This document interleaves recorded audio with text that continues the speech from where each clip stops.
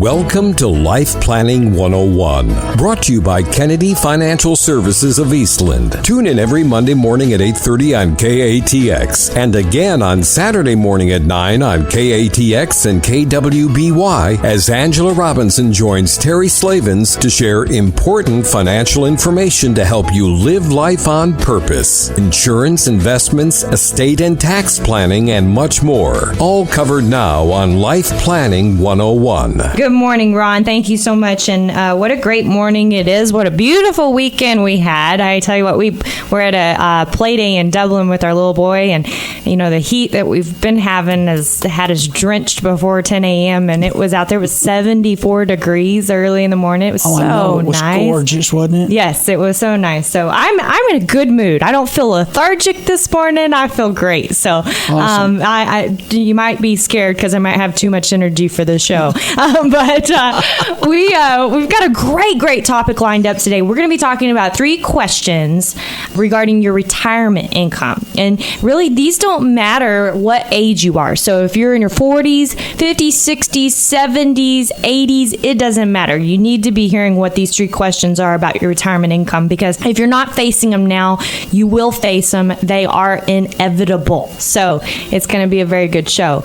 Before we get to that, though, we had a great Twitter poll last week, and we had very good response on this Twitter poll. We asked all of our listeners how much life insurance that they had right at this moment, and we had 3 answers. We had less than 200,000, we had between 200,000 and $1 million, and then we had over $1 million. And good and bad, I guess. Over $1 million mark, we had 40% of the listeners said they had over $1 million in life insurance, and I want to congratulate you because that's really, really good. The bad is 40% had less than $200,000 of life insurance. And, you know, it's kind of a segue into today's show. And here's why. I actually met with a couple last week, and we were doing retirement income planning. That's what the whole visit was about, was talking about their current portfolio. They're already retired and making sure that they had enough retirement income to live off of, because this couple is very young. They're in their late 50s, and they're fully retired. They don't intend to go back to work. And, you know, I hear a lot more people all the time say, I'd love to retire at 55. I'd love to retire at 59. You know, no longer is it 65. And it's interesting to me because, you know, Social Security, since 1983, they, made an amendment that they were going to stretch our retirement, make us retire later, according to Social Security rules. You know, when we get to the end of this 20-year interim, I think we've got like an 11-year segue. It's going to be 67 is the full retirement age. So, you know, here's people wanting to retire at 55, and virtually they're going to have 12 years till they're going to be entitled to their full Social Security benefit. Big gap, right? And so, and even today, even someone retiring at 55 today, you've still got till 65. So that's 10 years of that retirement gap. And sometimes if you don't do the proper planning, you might be forced to take your Social Security early when it doesn't benefit you. In some cases, it does benefit you. So you just have to look at your situation there. But, you know, the whole point of today's show is really to put it all on the table, to lay it out and figure out what's best for you. An example, this couple, and you kind of remember this from last week talking about the life insurance.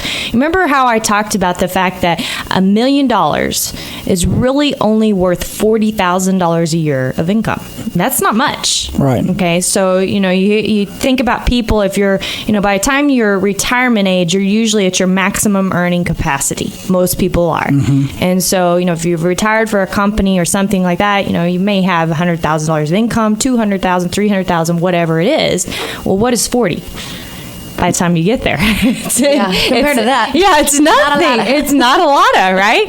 And so when you talk about your assets, and people think, oh, well, I've accumulated $1 million in assets. I've done a really good job saving for my retirement. I've got $1 million in assets. Well, there again, that's the same income that $1 million of life insurance provides. $40,000 a year. And the really sad thing about that is that life insurance benefits are not in an IRA, right? Mm-hmm. So you pay taxes as you go with them. Mm-hmm. Whereas if you have money in an IRA and you pull money out of that IRA, you're taxed on that. Right. So technically, for a retiree that gets $1 million, that's less than a beneficiary of a life insurance policy that gets $1 million, because you're paying taxes, and that has to be included in that $40,000. Now, I'm sure everybody's saying, okay, well, maybe I missed something here. How do we only get $40,000 off of $1 million policy? Well, let's kind of do some math in our heads. And I want to go back to 1983, because I'm going to tell you a little story here in a bit about someone that retired in 1983. But a gallon of gasoline was anywhere between $1.10 to $1.20. Mm-hmm. Okay? And I want you to keep in mind that was actually a peak in gasoline prices at that time. Oh, goodness. That was high. Yeah. So you think about 2 years ago, we were at three. Up to $4. Yeah, $4. That's like what it was for them. That's then. right. So, that's a huge inflation amount if you think about that. Okay. And then a gallon of milk. How much is a gallon of milk today, Blaney? Just under $4. Really, yeah, if you get the kind of like store brand Value Time or what have you, at like $3.60. I think, somewhere around there, something like that. Upwards of $4 for the bigger names. Right, and if you get anything of quality, yeah, all right. So say $4, right? And in 1983, it was $1.35. And you tell me, was there more quality in 1983 than there is today, or less? Ouch. So we're going to talk about that when we come back. You don't want to miss it. The 3 things you need to know about your retirement income.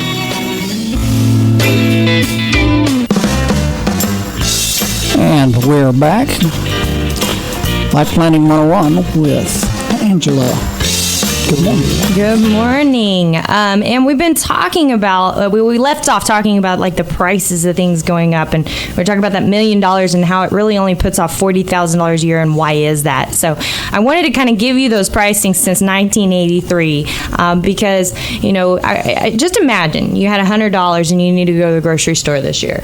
Okay. Mm-hmm. And you go back with that same $100 next year. Are you going to be able to buy as much next year? No. And the question is what are you going to put back on the shelf? Nobody wants to do that, right? Nobody does. Yeah, nobody does. I can't have my Twinkies. Yeah, exactly. So, so there's that little thief of our money called inflation. And you've heard me say this on the show before, but every year your money starts off with a negative return because of inflation.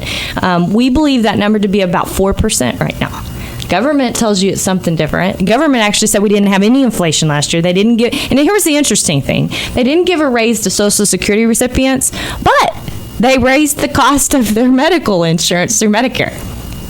Wait a minute. Yeah. No inflation. You just did it, but no inflation, right? So we believe that number is about 4%. So what that means is that automatically every year your money starts out with a negative 4% return. Well, unless you're just going to go broke safely and you're really going to deplete things fast and you want to put something back on the shelf, you're going to have to beat that 4% return. So let's imagine that you just made a net 0% return, meaning you just made 4% on your money. And you took out 4% a year on your portfolio on $1 million, that's $40,000 a year. So at that point, you're depleting that $1 million. Then the question becomes this, and this gets into one of those 3 questions, right, that we all need to know about our retirement income. How long are you going to live? I just was about to say, can I guess? I think I know it. I think it's how long do I need to stretch out this $1 million? Right, and we're all living longer. That's and right. And who knows what they're going to come up with medically. That's right.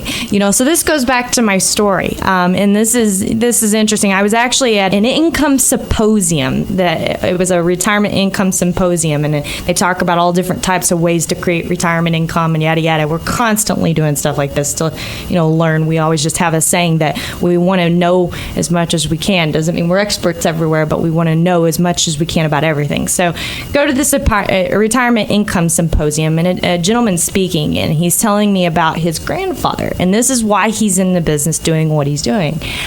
His grandfather retired in 1983. Remember, I told you I'd get back to that year. Mm-hmm. So he retired in 1983, and when he sat down, he planned out a good retirement. He planned to retire and stay retired for about 20 years. Okay? Mm-hmm. 65-year-old planning to die at 85. So here we are 31 years later, and guess what good old granddad's still doing? Oh, goodness. Up and running. Living. Up and running, right? Okay. So the problem with his retirement plan was that it was only for 20 years. So one of the things he loved to do was every year he loved to be able to give all the grandchildren little checks on their birthday. Yeah. And he would give all of them $30 for their check. Now, it doesn't seem like a whole lot, but, you know, when his money basically stopped in year 20, guess what he ended up having to do? What? Cut that check off.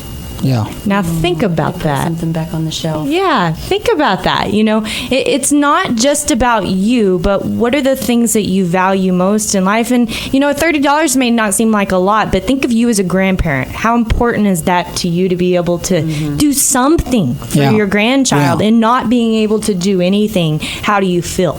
Right? And, you know, here's the problem. It is a problem with our Social Security system. It's a reason it's in a bind. Nobody expected, you just said it, life expectancy to be what it is today. Okay? Here's the problem with Medicare. Nobody expected medical, you know, expenses to be where they are today during retirement because you weren't supposed to live this long. You're supposed to die, right? Yeah. Right, when Social Security was set up, the average life expectancy was what, 65? Yeah, maybe? it was very young. I think it was less than 65. So I don't even think you were supposed to make it. Yeah. To make it to actually be able to receive those benefits. That's exactly right. It was just to take care of the elderly that were unable to work.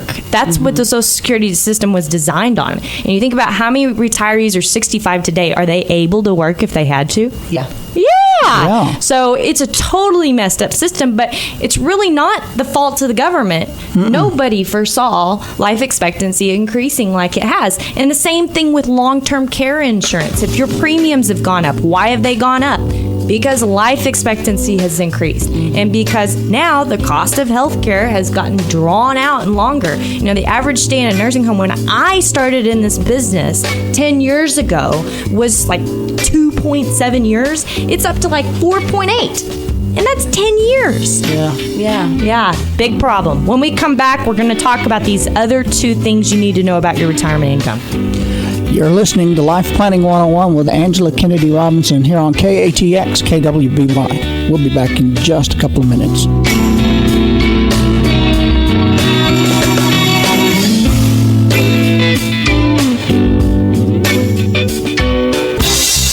And we're back with Angela Kennedy Robinson on Life Planning 101. Good morning, Angela. Good morning again, and for our last segment of the show. So we just got through talking about, you know, your lifespan, right? And that being a huge risk to your retirement. So, you know, could you afford, if you live longer than you expected, to take a hit on your retirement income? And I'd say, Blaney's giving me this bad look, and I don't even want to talk about that. Yeah, I'd hesitate to say that nobody could, right? Right. We just can't. So, you know, planning for living forever is important. You know, and a lot of people say, well, just kill me off at 90. I'm sorry.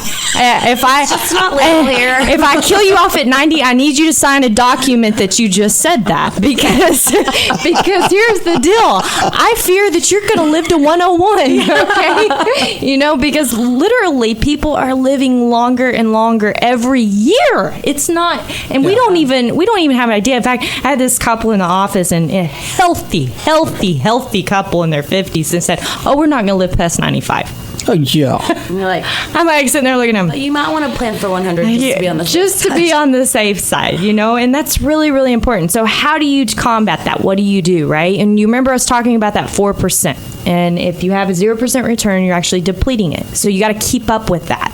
So if you're going to take 4% on your portfolio every year, that $40,000, and inflation is 4%, what's 4 plus 4?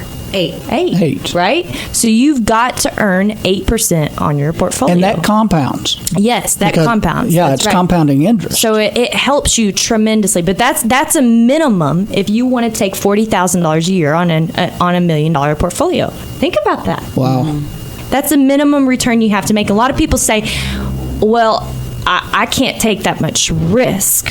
Well, you might want to think you can't not take that much risk because you're just giving it back unless you do. Right. And so you've really got to have this balance. And how do you do that? That's why we're here. That's why I have a job, right? Because we want people, we always have what we call the sleep test. We want you sleeping at night. We want you to know that, if the market goes down and your money goes down temporarily, that you're going to be okay. And we're T-ball approach. We're not home run hitters. I'll tell you that.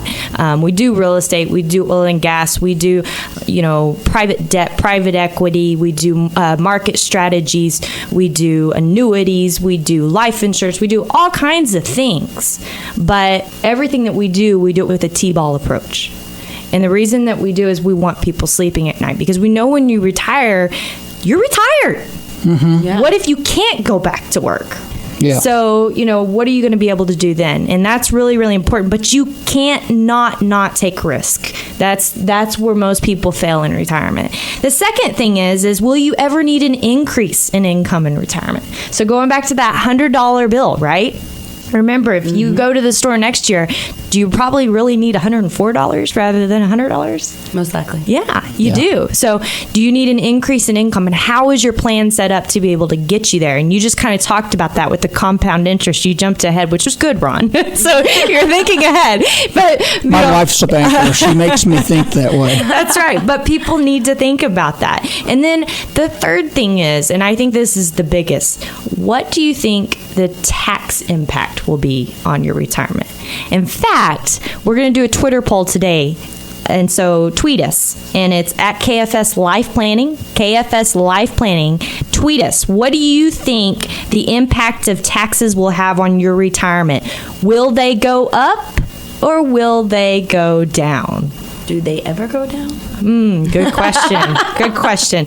A lot of people ask us all the time, how are they going to get rid of this problem with Social Security and the Medicare with our country going into more and more debt? And I think it would be political suicide for someone to take away those types of benefits, right? It would, and just an example, in 1983 is when they amended the last Social Security bill, expanding it to age 67 for retirement. We haven't even got there yet. Yeah. So that was 31 years ago. So we can't wait that long, right? If Social Security is going to run out of money. So what are they going to do?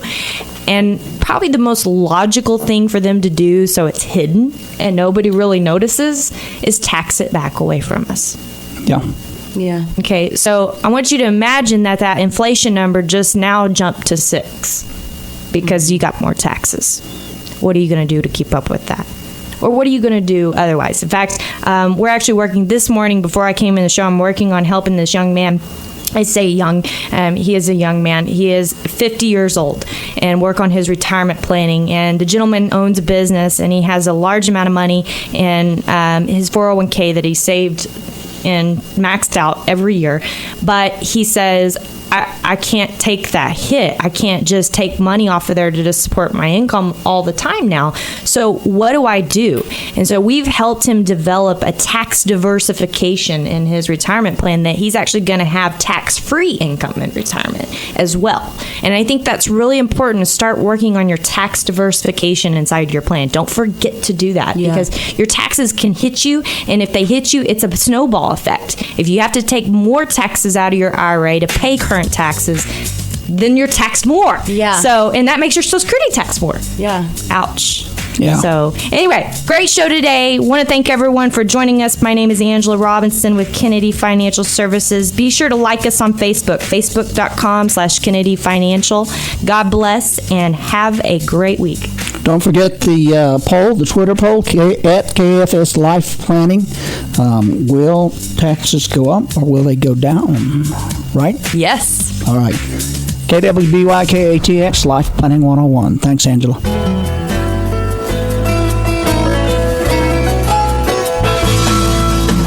Thank you for joining us for Life Planning 101, brought to you by Kennedy Financial Services of Eastland. Tune in every Monday morning at 8:30 on KATX and again on Saturday morning at 9 o'clock on KATX and KWBY for more Life Planning 101. Securities and investment advisory services offered through BSR Financial Services Incorporated, a registered investment advisor and member of FINRA SIPC. Kennedy Financial Services is not owned or controlled by BSR Financial Services Incorporated.